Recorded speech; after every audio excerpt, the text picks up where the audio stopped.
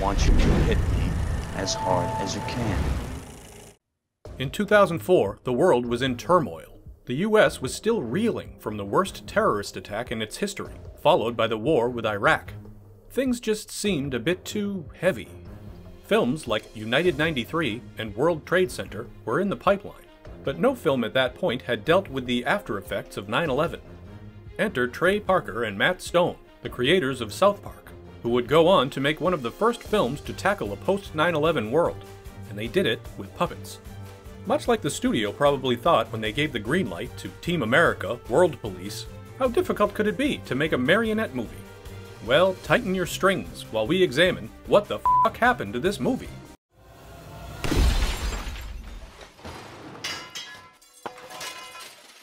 Trey Parker and Matt Stone were just two struggling college students in Boulder, Colorado, who shared a love of Monty Python and provocative humor when they shot their first film, Cannibal the Musical, about the real-life man-eating prospector Alfred Packer. Made for $100,000, the movie would go on to become an underground hit thanks to notorious cult label Troma Entertainment. After the success of Cannibal, the duo packed up and moved from their quiet town to the traffic-ridden world of Los Angeles. Parker and Stone pitched several projects, but none of them ever got off the ground. So again, the pair took matters into their own hands and made Orgasmo, a movie about a Mormon missionary who mistakenly becomes a porn star.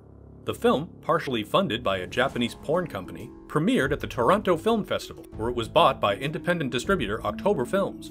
Due to the subject matter and its independent distributor, the MPAA slapped the film with an unmarketable NC-17 rating, without any explanation.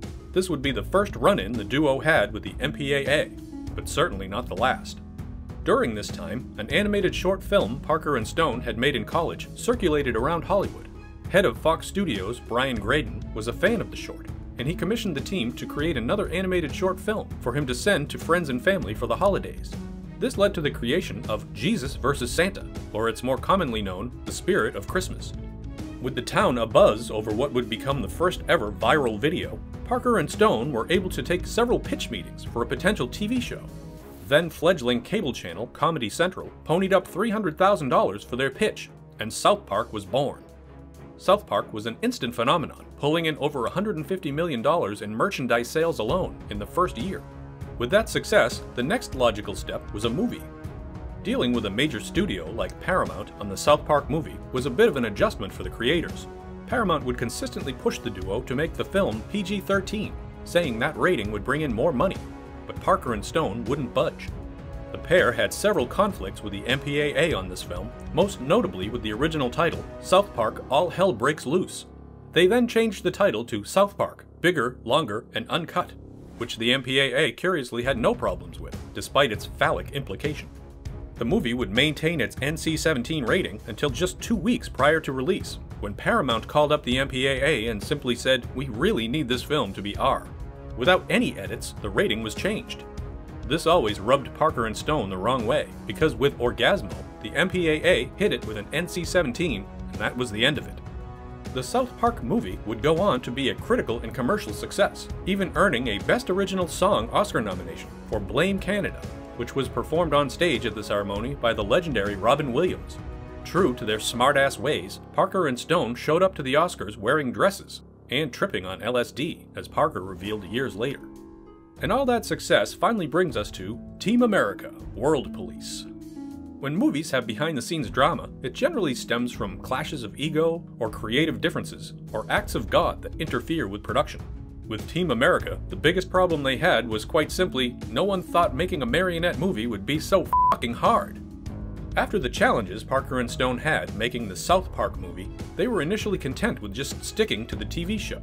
But while bored one day, Trey Parker came across old episodes of the Jerry Anderson Super Marionation series, Thunderbirds.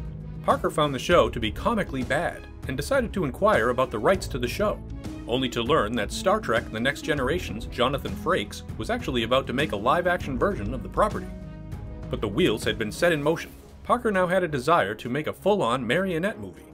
One day, while working on South Park, he read in the trades that 20th Century Fox had bought Roland Emmerich's disaster movie, The Day After Tomorrow, based on just a one-line pitch about global warming. Parker brought it to Stone and they both laughed at the absurdity of it. Not long after that, Parker was actually able to get a copy of the script for The Day After Tomorrow. Finding it to be unintentionally hilarious, he and Stone came up with the idea to do a shot-for-shot version of this script using puppets.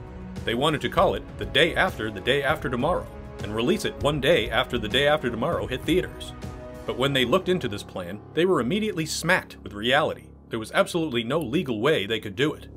But they were dead set on making a feature-length movie using only puppets, and now they had their target.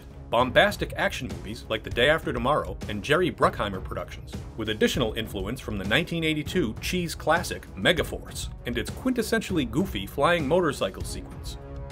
Paramount initially, and justifiably, expressed concern at the box office viability of an R-rated puppet movie, but they came on board to finance the film. First, Parker and Stone brought in their South Park movie writing partner, Pam Brady. Then, knowing how different this movie would be from anything they had made before, they realized they'd need an experienced director of photography. Enter Bill Pope, the genius responsible for lensing the Matrix trilogy and Sam Raimi's Spider-Man 2. Pope had told his agents that he was tired of working on big-budget green screen spectacles, and after meeting with Parker and Stone, he found what he was looking for. To craft the puppets, Parker and Stone sought out the renowned Kyoto brothers, famous for their work on Killer Clowns from Outer Space and Critters, along with Jon Favreau's Elf. The brothers had worked with Parker and Stone before on an episode of their TV show That's My Bush, and quickly joined up. But once they started working on the film, they realized this was going to be much tougher than any film they had done before. Each puppet was meticulously crafted, with nearly 100 complex mechanical heads and 80 bodies needed to portray the 300 characters that would be seen on screen. Production on Team America: World Police began in May 2004, with a planned release date just 5 months later in October 2004. Parker and Stone had intended to shoot for 7 weeks total, breaking in the middle to go work on Season 8 of South Park. As the saying goes, the road to hell is paved with good intentions. Prior to shooting, they did a rehearsal to see how things would go, and learned that to actually be able to make this movie, they would have to construct several overhead bridges for the puppeteers to work, as well as create holes in the ground for additional puppeteers and light setups. The 7 weeks they had allotted for shooting was nowhere near enough time, forcing them to nearly double the schedule. Once filming commenced, the crew had grown exponentially to around 200 people, with each puppet requiring 4 different puppeteers for various maneuvers. They were also having issues with the limitations of what the marionettes could actually do, which required the script to be constantly rewritten. Originally, the script also featured more jokes, but Parker realized that the jokes weren't really landing, and the true comedy came from these puppet characters taking everything super seriously. Another unforeseen issue was the camera setups. Due to the height of the puppets and the vast off-camera walkways for the puppeteers, they couldn't shoot any low angles, as the camera would reveal there was no ceiling. They also couldn't shoot high angles because the strings on the marionettes would stand out more on camera. The puppets also couldn't walk realistically, which meant blocking each shot took much longer to figure out, with some shots taking upwards of 3 hours for the camera to first be set up, then the puppeteers figuring out the movements. Not only were Parker and Stone dealing with the nightmare logistics of making a feature-length marionette movie during the day, but at night they would be hard at work on South Park. And at this time, they had also started working with future double EGOT winner Robert Lopez on the play The Book of Mormon. With all of that work being done simultaneously, Matt Stone would later proclaim that making Team America was the absolute worst time of his life, saying he would work 20 hours a day, take sleeping pills to go to bed, and then drink coffee to stay awake. In an interview with Entertainment Weekly at the time, Stone said, "I want this movie to be done so bad. It's all I think about every second of every day. Fuck this movie, I want to go home." Parker echoed those sentiments, saying in an interview, "You could threaten to kill my family, and I would not make another puppet movie." Making matters even worse, Parker, Stone, and producer Scott Rudin were essentially making the movie for no pay. In order to get the initial green light, the trio forfeited their upfront salaries. When the budget ballooned, they were forced to give up any back-end deals. It seems they were right. Freedom isn't free. The original concept for the film was about a group of actors taking control of the White House in order to sell out America to the rest of the world. But once America entered into the Iraq War, that changed, and the filmmakers saw an opportunity to skewer the self-serious actors that were being interviewed on news programs about the war rather than actual foreign policy leaders. No one was safe from their wrath, not even South Park superfan and guest actor George Clooney. Parker said, "We weren't going to be hypocritical and say, well, let's not pick on George, he's our friend." We're like, nope, fuck you, George. Clooney later commented that he would have been offended if he was not in the movie.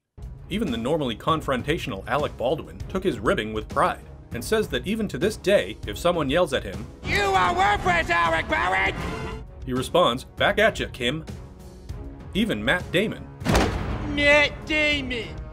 the celebrity who's probably had the most lasting impact on his name since Team America's release, has taken it all in good fun. At first he didn't quite understand why his character was only capable of saying his name in that particular way. Matt Damon. But he was eventually amused when Parker later said that Damon's character was meant to be smart and charming, but the filmmakers realized the finished puppet looked mentally deficient, so they changed the character to say only those two infamous words. Matt Damon. Of course, not everyone was pleased with their portrayal. Prior to the movie's release, Sean Penn sent Parker and Stone a letter berating them and signing it, "A sincere fuck you, Sean Penn." The pair found it hilarious because everything Penn wrote in the letter was inadvertently almost verbatim what his puppet says in the movie. Kapla!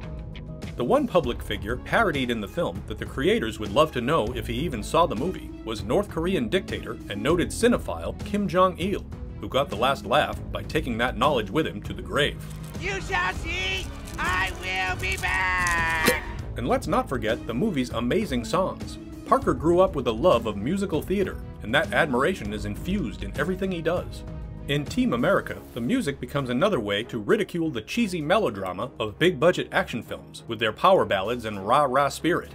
Songs like Montage, The End of an Act, and of course, America, Fuck Yeah, all feel like songs from huge blockbuster movies, yet feature lyrics like, "I miss you more than Michael Bay missed the mark when he made Pearl Harbor." As with all studio movies, the executives get to see the first cut so they can get a feel for marketing and witness the product of their investment. At the studio screening for Team America, when the lights dimmed and the film began playing, the first shot is of a crappy-looking marionette against a horribly drawn background. Upon seeing this, one studio executive allegedly shouted, "They fucked us!" Of course, the shot then pulls back to reveal a fully realized marionette world. Parker said he filmed the opening that way specifically to mess with the studio executives. Like all their films, Team America was originally hit with an NC-17 rating. Even in doll form, the MPAA still has problems with sex scenes in movies. Parker would edit and resubmit the film 9 times before the MPAA lowered the film to an R rating. In total, only 45 seconds of footage was removed, but anyone who's seen the unrated cut knows those 45 seconds are magnificently raunchy. Parker and Stone would later admit they made the sex scene way more graphic in order to distract the MPAA from the rest of the film, noting that the MPAA cares more about 1 second of a sex scene than they do about someone getting their head blown off. Team America: World Police was released on October 15, 2004, where it opened in 3rd place behind Shark Tale and Friday Night Lights. The movie finished with $51 million worldwide, on a budget that had risen to $32 million. Critical reception for the film was fairly positive, with most critics appreciating the satirical takedown of Hollywood culture and aggressive foreign tactics, while others, including Roger Ebert, didn't seem to really get the joke. Over the years, the film has gained cult status, with many people discovering the unrated cut on DVD. Quentin Tarantino has listed it as one of his favorite films released since 1992, and several publications have listed it in the top 10 funniest movies ever made. Since Team America's release, Trey Parker and Matt Stone have become Tony and Grammy Award winners for their stage play, The Book of Mormon, which has grossed over $500 million to date, making it one of the most successful Broadway musicals of all time, even bigger than Cats. And South Park continues to be one of the smartest and most relevant shows on TV. Team America: World Police may have gained notoriety as the movie with puppet fornication or a puking marionette that earned internet meme status, but it's much more than that. A takedown of self-serious celebrities, a scathing statement on America's foreign policy, and a demonstration of sexual positions that even the Kama Sutra might have overlooked. Parker and Stone haven't dared to make another big screen movie since their excruciating experience on Team America, but it seems after 17 years they may be bringing that moratorium to an end. They're working on bringing the Book of Mormon to the big screen, and Parker has recently said that they have really killer ideas for other films that are unrelated to South Park. Finally, we might get another Trey Parker, Matt Stone feature film? Fuck yeah! Thank you for watching. If you like what you see, please subscribe to our JoBlo Videos channel. Tell your friends who like this sort of content, and turn on the bell to receive notifications for all our latest videos. We are an independent company, and we appreciate your support.